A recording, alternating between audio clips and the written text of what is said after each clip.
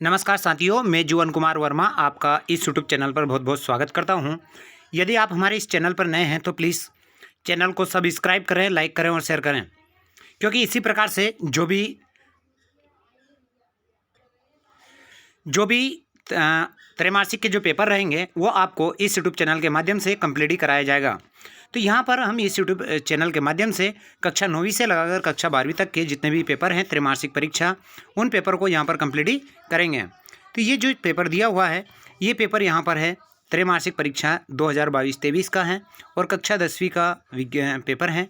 और ये जो पेपर है यहाँ पर ये है मैथमेटिक्स यानी गणित का जो पेपर है, इस पेपर को हम इस यूट्यूब चैनल के माध्यम से कंप्लीट ही करेंगे। यहाँ पर आपको बता दें कि ये जो पेपर रहेगा वो ये रहेगा 75 नंबर का। इसमें जो समय रहेगा वो रहेगा हमारा यहाँ पर 3 घंटे का। तो चलिएगा, यहाँ पर इसमें कुछ निर्देश दिए गए हैं। सभी प्रश्न करना अनिवार्य है और प्रश्न क्रमांक यहाँ पर जो दिया है, प्रश्न क्रमांक 1 से 5 तक के ऑब्जेक्टिव प्रश्न हैं। सभी के लिए 6 अंक निर्धारित किए गए हैं। इन्हीं प्रश्नों को यहाँ पर इस यूट्यूब चैनल के माध्यम से कंप्लीट ही करेंगे। तो इसी प्रकार से सभी प्रश्न आप यहाँ पर परीक्षा से पहले एक बार जरूर देखें।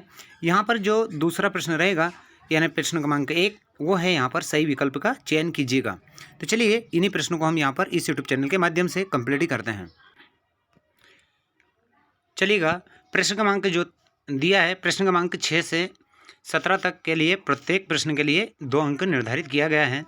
प्रश्न क्रमांक 18 से 20 तक प्रत्येक अंक जो प्रश्न पर 3 अंक निर्धारित किए गए हैं और प्रश्न क्रमांक 21 से लगाकर 23 तक प्रत्येक के लिए 4 अंक निर्धारित किए गए हैं। तो इसी प्रकार से ये और प्रश्न क्रमांक 6 से 23 तक सभी में आंतरिक विकल्प दिए गए हैं, यानी यहाँ पर अथवा में क्वेश्चन दिए गए हैं। आपको जहाँ चित्र की आवश्यकता हो वहाँ चित्र बनाइएगा। चलिएगा, इसी का जो पहला प्रश्न है उसको यहाँ पर हम कंप्लीट ही देखते हैं। तो जो पहला प्रश्न है वो यहाँ पर दिया हुआ है, सही विकल्प चुनकर लिखिए। तो जो पहला है इसका जो राइट आंसर रहेगा वो रहेगा हमारा ए वाला राइट आंसर रहेगा। दूसरा है, जो दूसरा है हमारा यहाँ पर, उसका जो राइट आंसर जो रहेगा वो ये वाला रहेगा, यानी प्रतिच्छेद करती है। चलिएगा, इसी के बाद में देखते हैं, इसमें दिया है तीसरा, द्विघात समीकरण x² - 4x + 4 = 0 के जो मान होगा वो कितना होगा, सी वाला इसका राइट आंसर होगा। इसी के बाद में अगला दिया है, यदि ax² + bx + c = 0 का मान 0 है तो द्विघात समीकरण होगा। तो इसका बी वाला राइट आंसर होगा। 2 बराबर वास्तविक मूल होंगे। ये परीक्षा की दृष्टि से बहुत ही महत्वपूर्ण प्रश्न हैं, एक बार इन्हें पुनः जरूर देखें। जो 5th है इसका जो राइट आंसर रहेगा, यानी जो 5th है, त्रिभुज ABC, त्रिभुज BDE 2 समबाहु त्रिभुज इस प्रकार है कि डी भुजा BC का मध्य त्रिभुजों ABC और BDE के क्षेत्रफलों का अनुपात है। तो इसका अनुपात कितना होगा, 4:1। सी वाला इसका राइट आंसर रहेगा।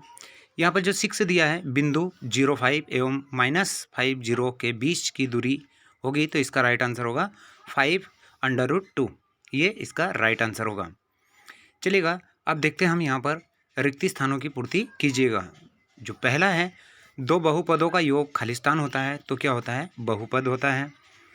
दूसरा है, समीकरण x + y = 8 हो, 8 में यदि x = 3 हो तो y बराबर खालिस्तान होगा, तो कितना होगा, 5। अनंतता अनेक हल होने पर रेखाएं होती है, तो समपाती होती है। अगला है, द्विघात समीकरण ax² + bx + c = 0 में कोई वास्तविक मूल नहीं होते हैं यदि d छोटा हो 0 से। ये इसका राइट आंसर होगा। इसी के बाद में देखेंगे, 3x² - 2x + 1/3 = 0 विविक्तीकरण खालिस्तान है, तो ये इसमें आएगा 0।